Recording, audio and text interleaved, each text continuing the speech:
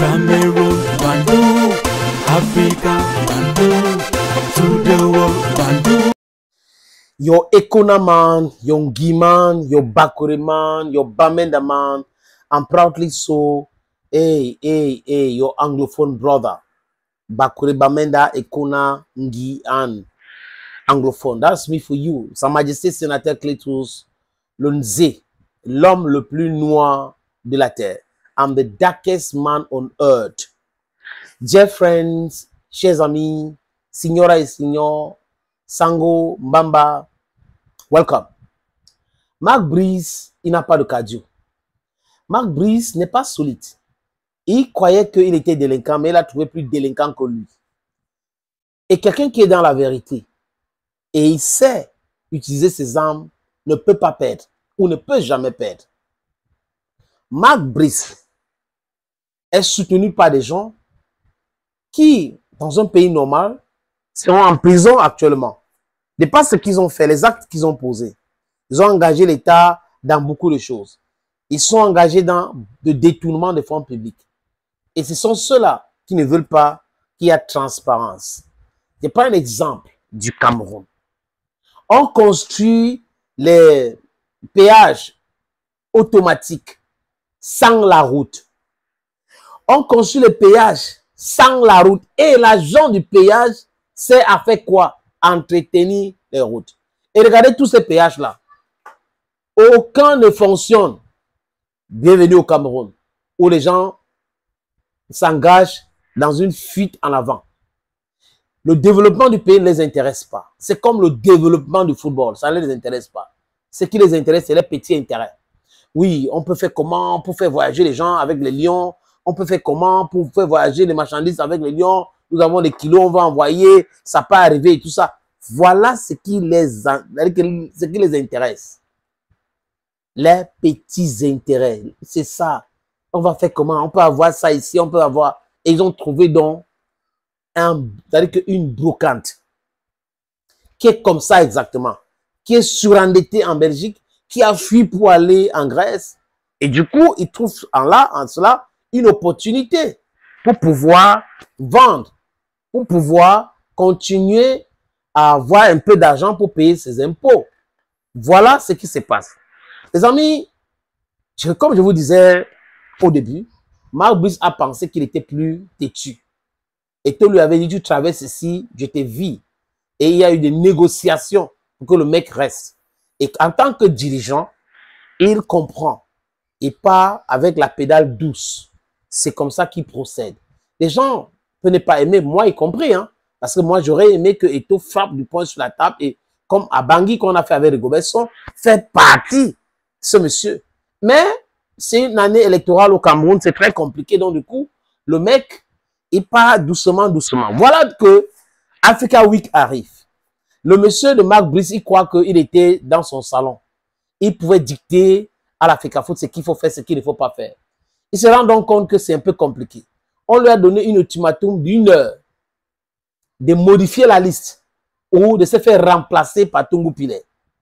Et au ministère des Sports et de l'Éducation physique, je suis sûr, Tutan Bena a dit, d'autres personnes l'ont dit, que c'est Cyril Toulou ou quelqu'un au ministère des Sports et de l'Éducation physique qui a fait cette liste et envoyé.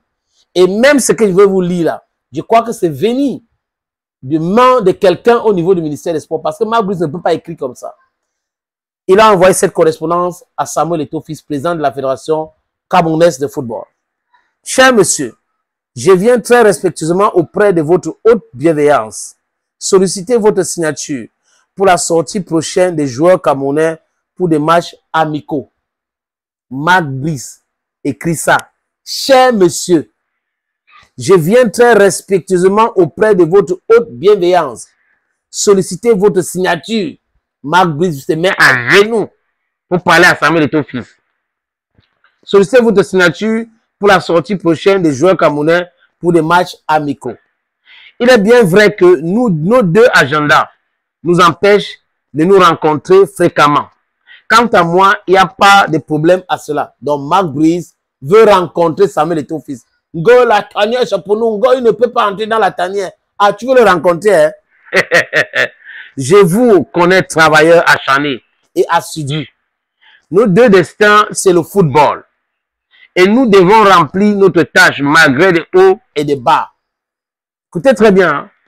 J'ose déjà croire que ma doléance, ma doléance ci-dessus trouvera une suite favorable. Veuillez agréer, Monsieur le Président, l'expression de mon plus grand respect. Marc Brice. Qui aurait cru que ce monsieur pouvait se fondre comme ça pour écrire comme ça à Samuel Eto'o-Fils? Il n'a pas de choix. À la fin de la fin, il n'a pas de choix, il vient de comprendre. C'est ça le message est clair. Il n'est pas ton camarade. Samuel Eto'o, c'est le président de la Fédération camerounaise de football. C'est ton boss, c'est ton patron.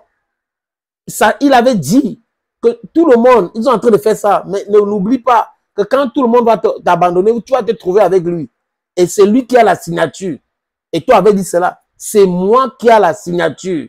Tu vas faire tout ça. Tu vas te retrouver devant moi. Et c'est moi qui a la signature. Je lis ça pour une dernière fois. Cher monsieur, je viens très respectueusement auprès de votre haute bienveillance solliciter votre signature pour la sortie prochaine des joueurs camerounais pour des matchs amicaux.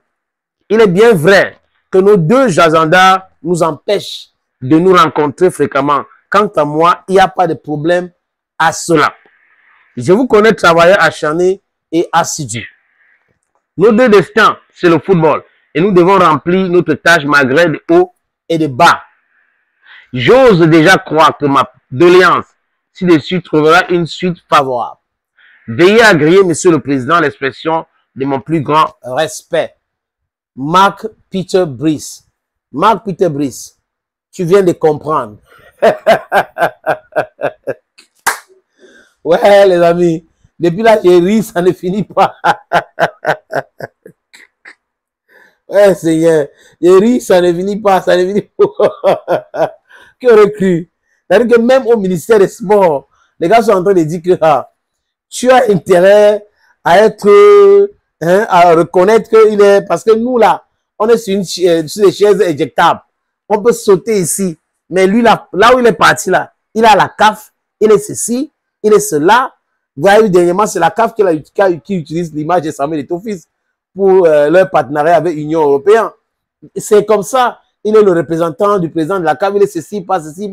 Donc, aujourd'hui, le message est clair. Les gars commencent à paniquer. Je crois que Patrick Motsepe ne prend pas l'autre au téléphone. Parce qu'ils ont tout essayé, ça n'a pas marché. Marc Bourkant, il est en train de dire, mince, hein? Moi qui avais dit que la FECAFOOT bientôt sera une coquille vide. Ça veut dire qu'on m'a mal expliqué. On m'a expliqué à la présidence. Et le ministre m'a même expliqué aussi la même chose. Mais comment se fait-il qu'aujourd'hui, ça ne marche pas comme je l'aurais voulu? Franchement, c'est compliqué, hein? Oui, c'est compliqué. Tu vas faire du abec-abec. Tu vas te mettre à genoux pour demander l'audience. Il n'y aura pas. Parce que si tu étais quelqu'un qui est intelligent, tu serais en train de travailler avec la faute. C'est là où il y a ton bureau. Mais tu as refusé le bureau là parce qu'on t'a intoxiqué au ministère des Sports. On contrôle la tanière maintenant. Thank you, friends. Cameroon, Bandung, Africa, Bandung, to the world, Bandung.